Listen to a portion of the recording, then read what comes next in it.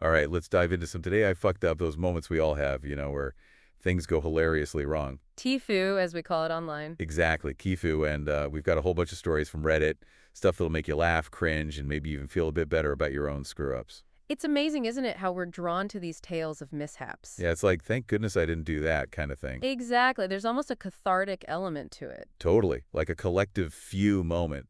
But I think it's more than just that. There's something deeper going on psychologically, right? Oh, absolutely. When we hear these stories, our brains get a hit of dopamine, the feel-good chemical. And it's the same system that's activated when we experience pleasure or achieve something. So we're actually getting a reward from someone else's misfortune. In a way, yes. It reinforces our own sense of competence. Like, hey, at least I didn't trip and fall into a fountain while everyone was watching. It's that I may not be perfect, but I'm not that guy feeling. Precisely. It's an ego boost in disguise. Love it. Okay, enough of the brain science. Let's get to the good stuff, the actual stories. I'm ready for some digital disaster. All right, this first one comes from Euclido91, a tale of gaming gone wrong. Oh, those are always good. Here's what they wrote. TIFU by buying the wrong Xbox. So I've been waiting for the new Avowed game to come out and saw this amazing deal on an Xbox One S on Facebook Marketplace for $70. $70, that's a steal. Right. The only catch was no controller, but my buddy had an extra one. Figured I'd save a few bucks since I was already dropping some serious cash on the game. Fast forward to release day, I'm hyped, snacks ready, controller charged, ready to go pop that bad boy in, and nothing. Oh. Tried restarting, checking the disk, everything turns out Avowed is only compatible with Series XS. I'm an idiot. Oh, that's rough. Talk about a letdown. All that excitement, the anticipation, only to end up with a very expensive paperweight. This is why you gotta read the fine print. Absolutely. But in the heat of the moment, seeing a deal like that, it's easy to get carried away. It's impulse buying 101. Especially online, we see a deal and our brain goes, buy it now, without really thinking it through. Plus, let's be honest, those Xbox names, the One S, the Series X, it's all a bit confusing. Absolutely. Our brains are wired for shortcuts, so we latch onto familiar words like Xbox and deal and kind of skip over the details. It's instant gratification over careful consideration. Exactly. And this applies to way more than just gaming. It's clothes, vacations, everything. You see it, you want it, you buy it. True. So maybe next time you see that amazing online deal, pause, take a breath, do a little research. Absolutely. Make sure you're not going to end up with a useless gadget. Speaking of ruining appetites, our next TIFU involves a culinary nightmare. Oh, this should be good. This is from Avonhale, a story of unwanted protein. Here's what they wrote. TIFU by thinking my instant noodles had baby roaches in them. I live alone and love instant ramen. Was starving after work, didn't feel like cooking school. Cracked open a pack of chicken flavor, cooked it up and scarfed down half the bowl before I noticed. Little tiny brown things that looked like baby cockroach legs. Immediately started dry heaving. I'm pretty clean, so I knew there weren't roaches in my apartment. But how did they get in the noodles? Was about to puke and burn the entire package when I decided to Google it, just in case. Turns out they were Weevils. Harmless little grain-loving bugs that can infest packaged goods. Ew, I can practically feel the nausea. Right, you're enjoying your ramen and then bam, you think you're eating bugs. Disgust is such a powerful emotion, and for good reason. It's our body's way of protecting us from harm, things that could make us sick. So even though it was Weevils, harmless Weevils, our brain still freaks out because it initially thinks contamination. Exactly, we're wired to be cautious, even if it means overreacting. Our ancestors who were more sensitive to threats were more likely to survive. So that disgust response, even if it's a false alarm, is actually a good sign. It means your brain is doing its job. Plus, Avonhale was able to correct their misperception by Googling, showing the power of knowledge and critical thinking. So this TIFU is a success story. In a way, yes. They went from panic to inform, they avoided calling an exterminator, and they learned something new. I love it. So remember, folks, when in doubt, Google it out. It might save you a lot of stress. And maybe a hefty exterminator bill. Exactly. Before we move on, don't forget to subscribe to our channel for more deep dives into fascinating topics. We've got tons of great content coming your way, so hit that subscribe button and join our community of curious minds.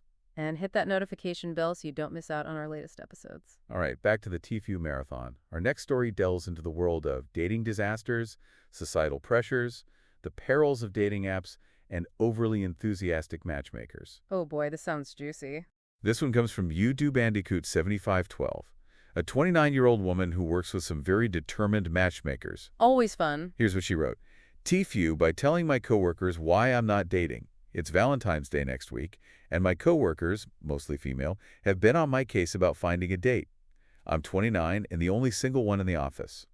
It's gotten to the point where they're trying to plan my Valentine's Day and outfit. I kept telling them I'm not dating anyone and not looking, but they don't believe me. One even asked if I was gay. Oof, getting personal. I said no. Eventually, I told him that it took 3 men to teach me a lesson and I'm done with dating. Oh boy, I can feel the awkwardness already. Right. And that phrase, it took 3 men to teach me a lesson, well, it definitely piques my curiosity. It's like a setup for a disaster movie. What kind of dating debacles led to this? Let's find out. She goes on to say, the first was a military man I met on Tinder. We've been talking for months, finally met in person, and I thought it was going well. We even slept together. But then he got stationed somewhere else and basically ghosted me. Oh no, the classic ghosting maneuver. I was upset, and in a moment of stupidity, I bought a plane ticket to California to surprise him. Surprise, surprise, he wasn't thrilled. Oh honey, no. The grand romantic gesture's gone wrong. I mean, who hasn't dreamt of sweeping someone off their feet? But this is a whole other level. It's that love conquers all mentality, blinding us to reality. Like ignoring the fact that he ghosted her after they slept together. A major red flag. But when we're smitten, our brains tend to downplay those warning signs. We focus on the potential, the fantasy. We're wearing those rose-colored glasses, but there's more to the story, right? What were the other 2 lessons? She goes on to say, the second guy wore my favorite color to our first date. It was so cute. But then flirted with everyone but me at my Halloween party. Not so cute. Ouch. And the last one was a Valentine's Day debacle. We met on Hinge, chatted for weeks, made dinner plans, and then nothing. He stopped replying. Later, I found out he had a girlfriend. Wow, that's a rough dating streak. No wonder she's sworn off dating. It's understandable, but it also highlights the need to recognize red flags and set boundaries. Right. Don't fly across the country for someone who ghosts you and maybe hold off on Valentine's Day plans with strangers. Dating, especially with apps, can be tricky. You have to prioritize your well-being and be selective about who you invest your time and energy in. Great advice. So trust your gut, set those boundaries, and don't be afraid to walk away from anyone who doesn't meet your standards. Now, let's move on from dating and dive into the world of tattoos, where communication is key, especially when dealing with permanent body art. Oh, this is going to be good. This one comes from Usotic Sheeper 425, who made the bold decision to tattoo her boyfriend with 0 experience. Oh boy, I'm already cringing. They wrote, TIFU by tattooing my boyfriend. My boyfriend has been asking me for months to black out his arm, but I've never even held a tattoo machine. I eventually caved and said I'd at least finish his armpit and the back of his arm. His upper arm and ditch are already done. So he's already partially tattooed. Sounds like it. I spent a week watching YouTube videos, he bought all the equipment, and we practiced on fake skin and oranges, which I actually got pretty good at. YouTube University, not the best place to learn tattooing. Right. Oranges don't exactly complain about line placement. There's a reason tattoo artists have years of training. It's a serious skill. Well, she's about to learn that the hard way. We spent another 2 days going over the design and mapping it out with a Sharpie. All good so far, right? Oh, I sense a butt coming. Me too. We started the tattoo around 7 p.m. yesterday. 5 hours and a few breaks later, everything was going smoothly. Until it wasn't. My boyfriend was looking at the back of his arm in the mirror and decided he didn't like where I'd drawn one of the lines. He wanted it higher up. Here we go. Now, his brother was sitting there the whole time, and even he was like, bro, that's literally where you said you wanted it. But no, my boyfriend was adamant. Oh man, the tension is palpable. Tired, inexperienced tattoo artist, picky boyfriend, and the brother stuck in the middle. What could go wrong? This is why communication is so crucial, especially with something as permanent as a tattoo. You need a clear understanding of the design, the placement, everything before you start. Right? It seems like there was a breakdown somewhere. Either he wasn't clear about what he wanted or she didn't get it. Maybe a bit of both. Plus, after 5 hours of tattooing, fatigue sets in, frustrations rise. And the story ends there, leaving us on a cliffhanger of tattoo-related anxiety. I need closure. Me too. But it shows us that tattoos require careful consideration and communication. Absolutely. Whether you're the artist or the canvas, you need to be on the same page before making permanent changes to your body. Great point. And on that note, we're going to take a quick break. Don't go anywhere. We've got more TIFU stories coming up. We'll be right back. And we're back with more. Today I fucked up those moments that make us laugh, cringe, and feel a little less alone in our own screw-ups. Because let's face it, we've all been there. Oh, absolutely. Okay, this next story takes awkwardness to a whole new level. Oh, good. I love those. It comes from UCinderKitten11, and it all went down in an art class. Art class. Sounds dangerous. Buckle up. Here's what they wrote. TIFU by saying, I wish someone would whip the piss out of me in art class. Wow. Okay, that's a new one. Right? Hold on, it gets better. We were watching a video about making those whipped coffee drinks. You know, the trendy ones. Those were everywhere for a while. My teacher, married 40s, was talking about whipping the piss out of it to make it frothy.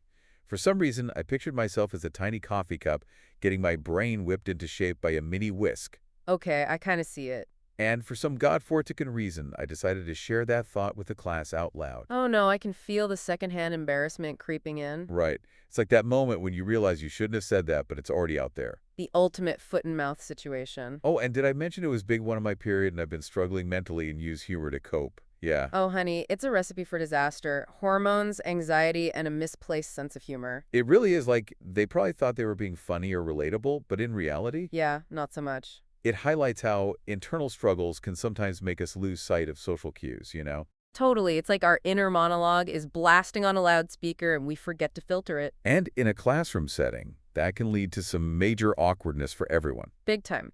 So what can we learn from this besides maybe avoiding coffee metaphors when you're feeling fragile? I think it's about mindfulness and self-regulation, being aware of our emotional state, those triggers that make us blurt out things we shouldn't. It's not about suppressing thoughts or feelings, but finding healthy ways to express them. Great point. So next time you feel that urge to say something potentially embarrassing, maybe take a breath, pause, think it A through. little self-censorship goes a long way. Speaking of potentially embarrassing situations, let's move on to another parenting TIFU. Okay, bring on the parenting fails, always entertaining. This one comes from you, Applegoose1107. Again, remember them? Wait, the baby monitor person? The one and only. This time it's not about Wi-Fi. It's about a misplaced monitor and a whole lot of searching. Oh no, not again. It seems so. Here's what they wrote. TIFU by forgetting about the baby monitor. Again.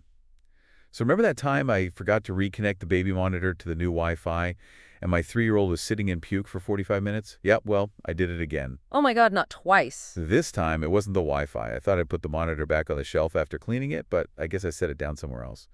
Long story short, I went to check on my daughter before bed, and the monitor was nowhere to be found. I searched the entire house, panicked, thinking she'd somehow managed to take it apart or throw it away.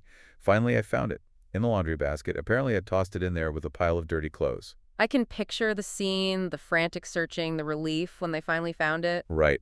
A classic case of mom brain. Or just, being human. We all have those moments where our brains just check out. Especially when we're juggling a million things. Parenting is basically a masterclass in multitasking. Absolutely. It's a constant mental node, trying to anticipate every need, every potential hazard, and sometimes things just slip through the cracks. And sometimes that means accidentally laundering a baby monitor. Hey, at least they found it before any real harm was done. That's the important part.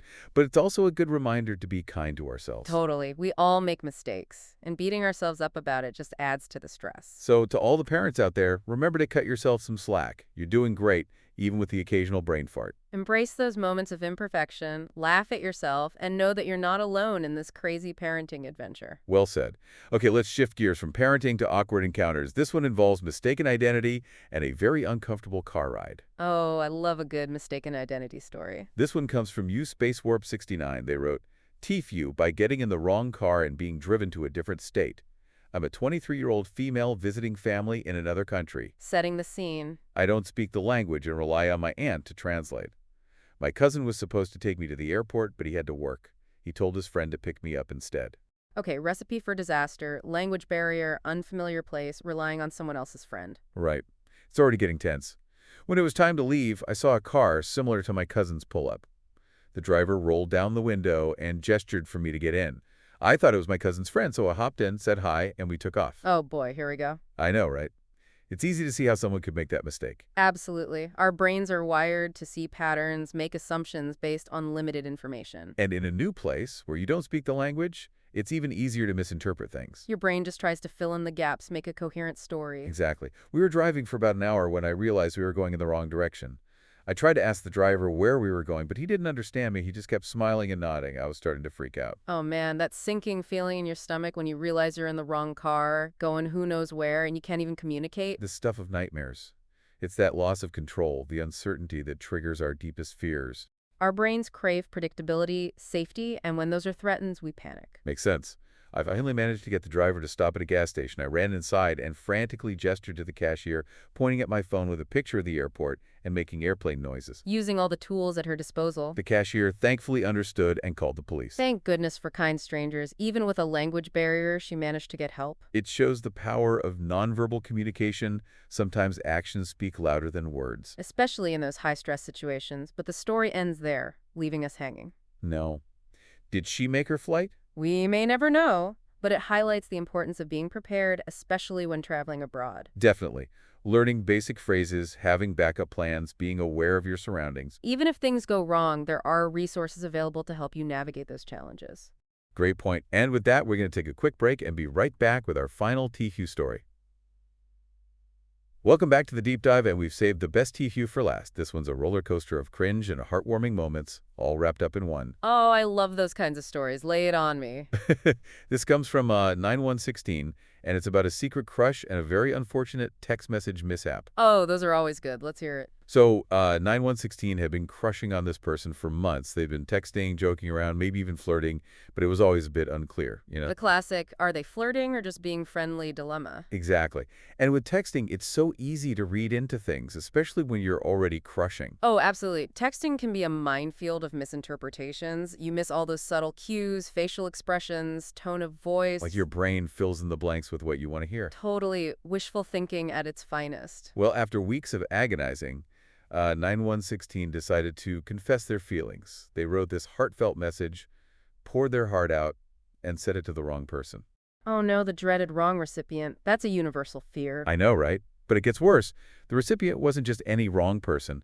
It was their close male friend, the one who's seen them at their best and worst. Oh, that's rough. Talk about adding insult to injury. So 9116 is freaking out, waiting for their friend to see the message, bracing for the awkwardness, and finally the phone buzzes. Their friend replies with, "Bro, same." Wait, bro, same. What does that even mean? I know, right? Is he reciprocating? Is he just trying to be supportive? Is it a joke? We're left hanging, wondering what bro, same really means. It's the perfect ambiguous ending, leaving us to ponder the complexities of friendship, love, and those confusing signals we send each other. It's brilliant. It makes you think about your own experiences, those times you misread a situation or sent a message you wish you could take back. And sometimes the best stories are the ones that leave us with more questions than answers. Definitely. It sparks conversation, makes you analyze the situation, and maybe even laugh at the absurdity of it all.